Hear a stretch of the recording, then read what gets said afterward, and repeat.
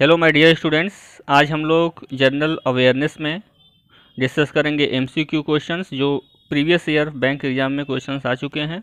Economics के भी questions important हैं, यानी बैंक, एसएससी, रेलवे सारे एग्जाम्स के लिए इंपॉर्टेंट हैं और ये प्रीवियस ईयर के हैं। आप इसको एक रिवाइज करते रहेंगे और डायरी में नोट करेंगे। चलते हैं पहला question. Who has the authority to issue, manage, distribute currency notes and coins in India? India में करेंसी नोट्स को और कॉइन्स को कौन इशू करता है, डिस्ट्रीब्यूट करता है और मैनेज करता है? ऑप्शन आपके पास है A, B, C, D, E. Option number correct है C, that means RBI. RBI only एक एजेंसी है, ओनली एक संस्था है, इंस्टीट्यूशन है जो कि करेंसी नोट्स को और कॉइन्स को डिस्ट्रीब्यूट करती है, मैनेज करती है और इशू करती है। तो RBI reserve bank of India इसका पूरा नाम होता है। हेड ऑफिस की बात करें तो इसका हेड ऑफिस है महाराष्ट्र, मुंबई में। 1937 से ही है। आरबीआई जब इस्टेब्लिश करी गई थी तब इसका कहाँ पे इस्टेब्लिश करी गई थी, तो ये कोलकाता में इस्टेब्लिश करी गई। कई बार क्वेश्चन आते हैं कि इस्टेब्लिश के टाइम पे इसका हेड ऑफिस कौन सा था, तो इसका हेड ऑफिस था कोलकाता में। 1 अप्रैल 1935 में इस्टेब्लिश करी गई थी। कब करी गई थी? 1 अप्रैल 1935 में आरबीआई को इस्टेब्लिश किया गया था और 35 से लेकर 37 तक कोलकाता में थी। आफ्टर इन 37 ये मुंबई में चली गई, यानी अब इसका हेड ऑफिस कहाँ पे है? मुंबई में है। नेशनलाइज कब करी गई थी आरबीआई? आरबीआई का नेशनलाइजेशन हुआ था 1 जनवरी 1949 में। आरबीआई को नेशनलाइज कर दिया गया था, that means government of India इसको अपने अंडर में ले लिया था और ये गवर्नमेंट ऑफ इंडिया के एजेंसी हो गए थे। तो इसमें कई सारे क्वेश्चंस आते हैं आरबीआई से रिलेटेड। आरबीआई के गवर्नर, डिप्टी गवर्नर से आपको रिमेंबर करना है।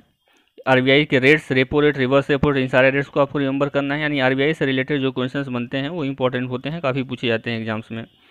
अब यहाँ पे आप देखे होंगे IRDAI है, इसका पूरा नाम होता है insurance regulatory development authority of India. हमने प्रीवियस ईयर वीडियो में क्वेश्चन MCQ किया हुआ है, रेगुलेटरी जितनी भी अथॉरिटीज़ हैं, तो MCQ क्वेश्चन आप देखेंगे तो वहाँ से आप रिवाइज कर सकते हैं। ये इंश्योरेंस सेक्टर को रेगुलेट करती है। इनका भी हेड ऑफिस एस्टेब्लिशमेंट आपको याद होना चाहिए ईयर। सेबी जो है security and exchange board of India, ये शेयर मार्केट को रेगुलेट करती है, that means capital market, share market को रेगुलेट करती है। RBI reserve bank of India, ये इंडिया में बैंकिंग सेक्टर को रेगुलेट करती है, चाहे वो गवर्नमेंट बैंक हो, चाहे वो प्राइवेट बैंक हो, चाहे वो ग्रामीण बैंक हो।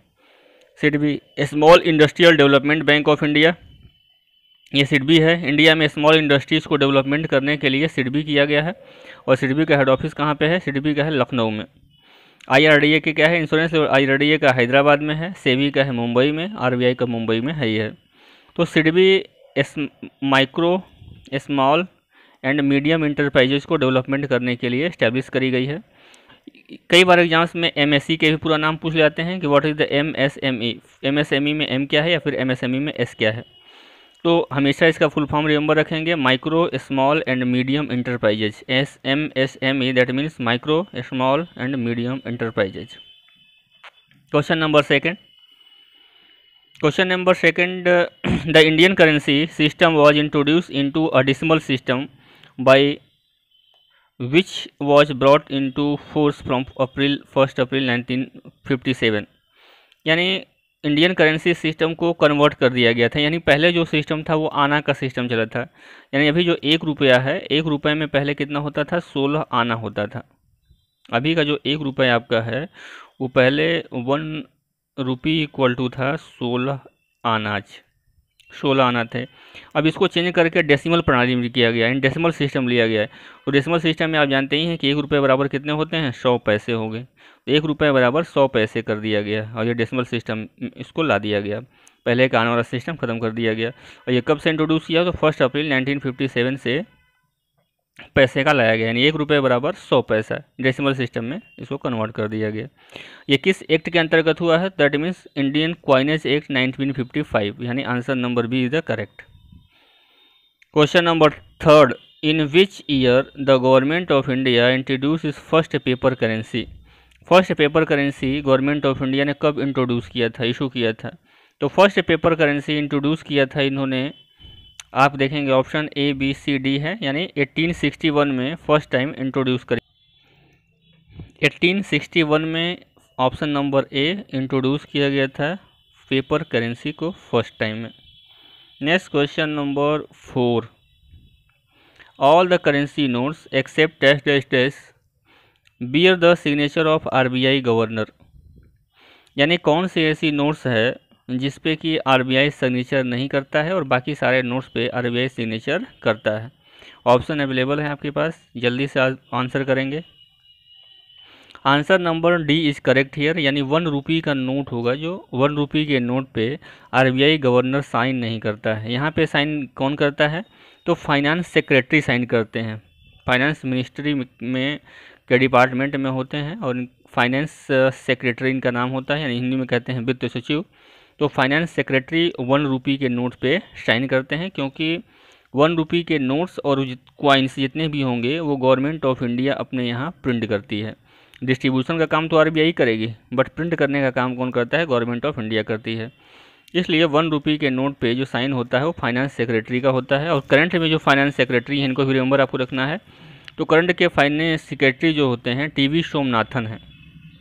कौन है, TV Somanathan. TV Somanathan is the current finance secretary हैं।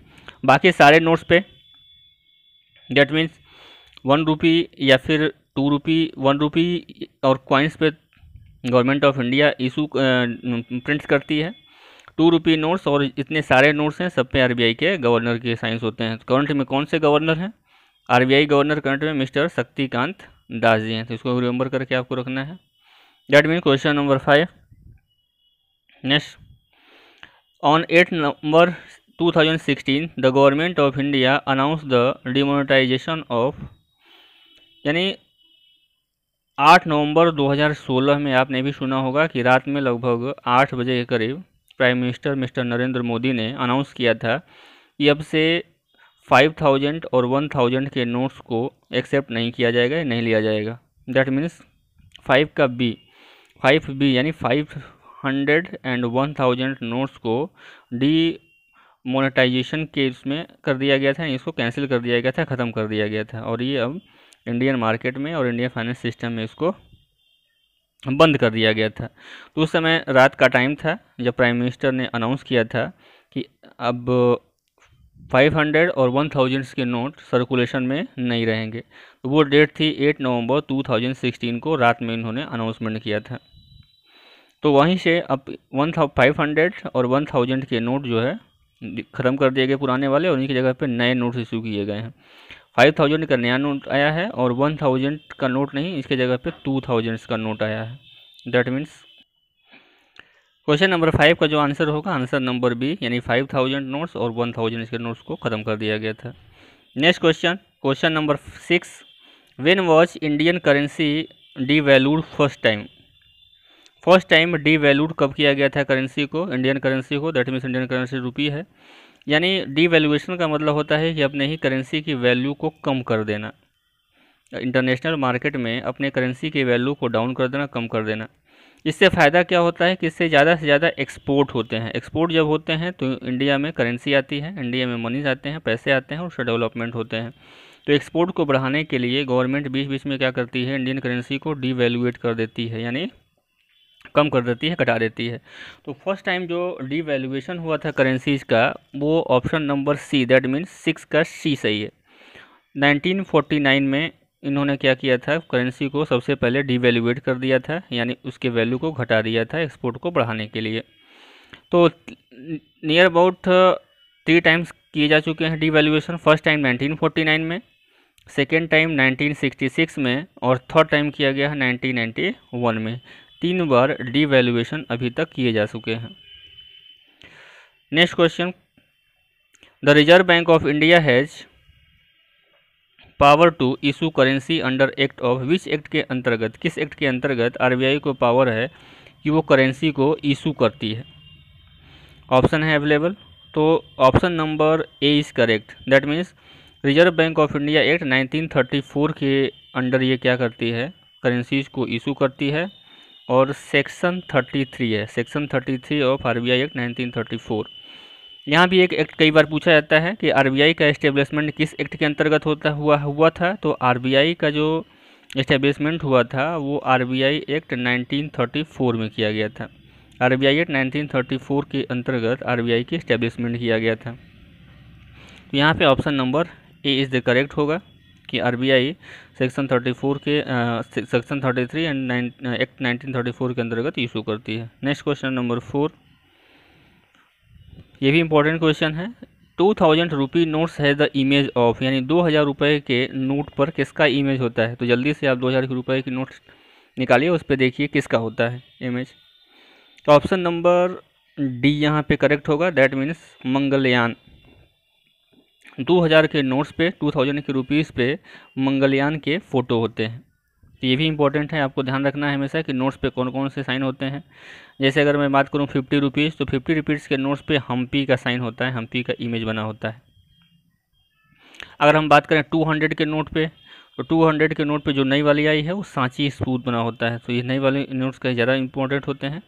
तो 50 का भी आया है, 2000 का आया है, 500 का आया है।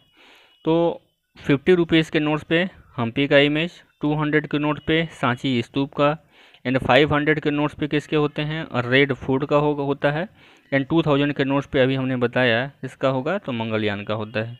तो हमेशा इसको रिमेंबर रखना है आपको। Next question number 9, who is the signature found on 1 rupee note. 1 रुपी के नोट पे साइन पे किसका होता है। तो अभी मैंने बताया था 1 रुपी के नोट पे, जल्दी से बताएंगे, यानी option number C finance secretary का होता है 1 रुपी के नोट पे, और बाकी सारे नोट्स पे आरबीआई के गवर्नर का होगा। जो भी करंट में गवर्नर होगा उसका साइंस होता है। और हमने बताया है करंट में जो फाइनेंस सेक्रेटरी हैं कौन है, तो T V. Somanathan is the current governor finance secretary of India. Finance secretary है, उन्हीं का साइन होगा 1 रुपी नोट पे। क्वेश्चन नंबर 10,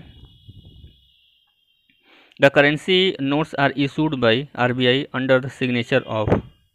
जो आरबीआई नोट्स इशू करती है 1 रुपी को नोट को छोड़ करके, तो किसके साइन से करती है, तो गवर्नर का उस पर साइन होता है। डेट मीन्स 10 का बी, गवर्नर के सिग्नेचर होते हैं, और गवर्नर जो है मिस्टर शक्तिकांत दास जी हैं।